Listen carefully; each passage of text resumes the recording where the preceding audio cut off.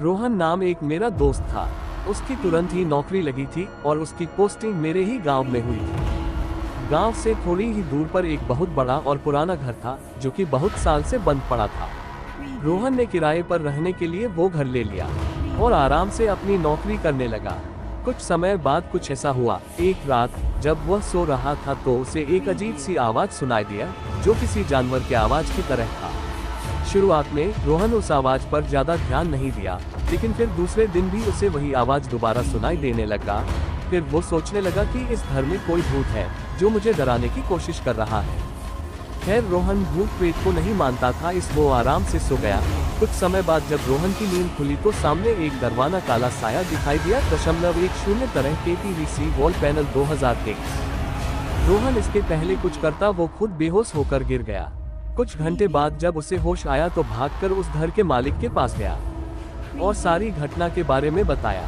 फिर मालिक ने रोहन को बताया कि हमारे घर के ऊपरी मंजिल में एक भूत रहता है। बहुत साल पहले इस गांव के कुछ लोग उसके साथ गलत व्यवहार करके उसकी हत्या कर दिए थे। तब से लेकर आज तक उसकी लाश का पता नहीं चला है। कई लोग तो ये भी बताते थे कि रात के समय में इस रास्ते से अगर कोई जाता था तो वो भूत उसे अपने घेरे में ले लेता था और कई दिनों तक उसका पीछा नहीं छोड़ता था, लेकिन उसे अभी तक कोई देखा नहीं है। कभी कभी उसकी डरावनी आवाज सुनाई देती थी और सबकी नींद उड़ा देती थी। रोहन मकान मालिक की पूरी बात सुनने के बाद सोचा कि यह सब कुछ केवल एक कल्पना और बकवास बातें हो सकती है, क्योंकि वो भूतों में विश्वास नहीं करता था। इसलिए वो वहां से चुपचाप अपने घर चला गया। कुछ दिन बाद रात के समय लगभग 11 बजे के करीब रोहन खाना खाकर टहल रहा था तो उसने देखा कि चारों तरफ अंधेरा छाया हुआ था और एकदम शांत माहौल था। फिर उसकी नज़र दीवार पर गई और देखा कि घर के सारे दीवारों दरवाजों पर जानवरों की तरह कुछ निशाने बनी हुई थी और बहुत से वस्तुओं को बिना किसी वजह के ही अलग अलग जगहों पर रख दिया गया था। इससे पहले उसने वहां कुछ भी ऐसा नहीं देखा था। फिर एक रात कुछ ऐसा हुआ कि उसकी रूह कांप गई। रोहन अपने घर में अकेले सो रहा था, तब उसे एक डरावनी सी आवाज सुनाई दिया। रोहन नींद से उठ गया और इधर उधर देखने लगा कि कौन है जो इतनी डरावनी आवाज निकाल रहा है, लेकिन कहीं से भी कोई दिखाई नहीं दिया और थोड़ी ही देर में वो आवाज बार बार सुनाई देने लगी। जल्दी से रोहन अपने कमरे की लाइट जलाया तो देखा कि एक बहुत ही भयानक और डरावनी दृश्य उसके सामने खड़ा है और उसे घूर रहा है। अब रोहन डर के मारे थर थर कांपने लगा और उसकी आवाज भी नहीं निकलना बंद हो गया था। फिर उसने मन में ही सोचा कि मैं अपने सपनों में भी नहीं सोच सकता था कि मेरे साथ कभी भी कुछ ऐसा होगा। हे भगवान, अब आप ही मेरी कुछ मदद करिए। उसने देखा कि कमरे के बीच में एक आदमी खड़ा था जिसका शरीर काफी लंबा और डरावना था। दूध की तरह उजले और लहराते बाल थे और दोनों आंखें खून से लथपथ थी। वह भूत को डरावने रूप में अचानक अपने सामने देखकर उसकी हालत खराब हो गई थी। रोहन ऐसा भयानक और डरावना भूत अपने जिंदगी में कभी पहले नहीं देखा था। जैसे तैसे करके वह उस घर से भागा। खैर उस घर से निकलने के बाद उसे ऐसा लगने लगा था कि वह सारी रात उस घर में वो अकेले नहीं था, उसके साथ शायद कोई भूत था। उसने बार बार पीछे मुड़कर देखा लेकिन कुछ नहीं था। लेकिन कुछ देर बाद फिर से सोचने लगा, कहीं ये मेरा भ्रम तो नहीं है, और उसके दिमाग में भूतों और अद्भुत चीजों की तस्वीरें आने लगी। सच्चाई जानने के लिए उसने दोबारा उस कमरे में जाने का फैसला किया, लेकिन इस बार उसने अपनी दोस्त को साथ लेकर गया। दोनों फिर से उस घर में पहुंचे और उन्होंने कमरे की लाइट चालू कर दी। इस बार उन्हें घर में पहले से भी ज्यादा डरावना दृश्य दिखाई दिया। दीवार के चारों तरफ लिखे हुए कुछ शब्द और तस्वीरें थी जो उन्हें अजीब लग रही थी। फिर उन्हें घर के एक कोने में बहुत बड़ा लोहे का बना हुआ एक डब्बा दिखा। जब वे लोग उस डब्बे को खोला तो उन्हें एक भयानक चीज देखने को मिला। उस डब्बे में एक आदमी का लाश पड़ा हुआ था जिसका सिर अलग हो गया था। वो दोनों उस लाश को देखकर पहले से और ज्यादा डर गए और उसे वहीं छोड़ दिया और उस घर से निकलकर भागने लगे। लेकिन जैसे ही दोनों वहां से भागने लगे वैसे ही उनके कानों में एक डरावना आवाज सुनाई दिया, जैसे उन्हें कोई कह रहा हो, वहीं रुक जाओ, यहाँ से वापस जाने का सोचना भी मत, अब तुम दोनों मेरे शिकार बन गए हो, रुक जाओ वहीं पर, नहीं तो मैं तुम्हें अभी मार डालूंगा।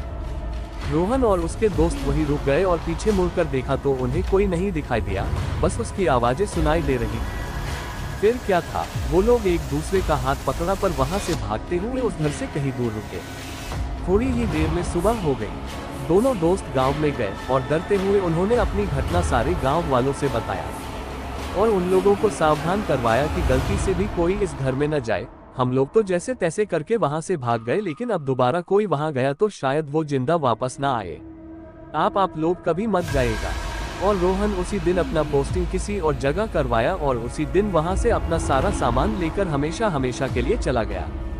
दिन पर दिन रोहन उस घर की घटना भूलने की कोशिश करता, लेकिन वो उस घटना को कभी भी भूल नहीं पाया और उसकी रात भी खराब होने लगा था। वो अब रात को सोने में डरने लगा था। ये बात कई साल पुरानी है। रमेश नाम का एक लड़का था जो भूतों पे विश्वास नहीं करता था।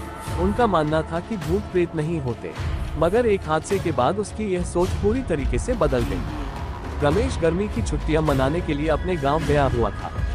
जब पहले रमेश अपने गांव जाता था तो वहां पर वह अपनी छुट्टियां आराम से मनाता और वापस आ जाता था, मगर इस बार जब अपने गांव छुट्टियां मनाने के लिए गया तो वहां जाकर पता चला कि इस गांव में सर कटा हुआ एक भूत घूमता रहता है।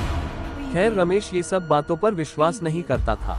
उसे लगा कि उसके घर वाले उसे बाहर घूमने नहीं देना चाहते, इस कारण यह अफवाह फैला रहे हैं। एक दिन दोपहर के समय गर्मी बहुत ज्यादा थी, इसलिए वह गांव की बगीचे की ओर चल गया। बगीचे में एक बहुत बड़ा तालाब था। रमेश वहीं बैठकर ठंडी ठंडी हवाओं का आनंद लेने लगा।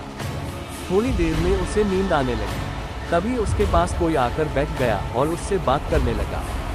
रमेश भी आधी नींद में उस आदमी से बात करने लगा। बातों ही बातों में उस आदमी ने रमेश का सारा अतीत उसे बता दिया। अपना अतीत किसी गांव के आदमी से सुन के रमेश की थोड़ी सी नींद खुली और उसने सामने बैठे आदमी की ओर देखा तो रमेश के होश उड़ गए, क्योंकि उस आदमी का सर था ही नहीं।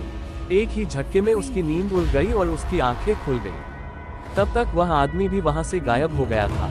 रमेश सीधा भागकर अपने घर आया और शाम को रमेश की तबीयत भी खराब हो गई। रमेश बहुत बीमार पड़ गया।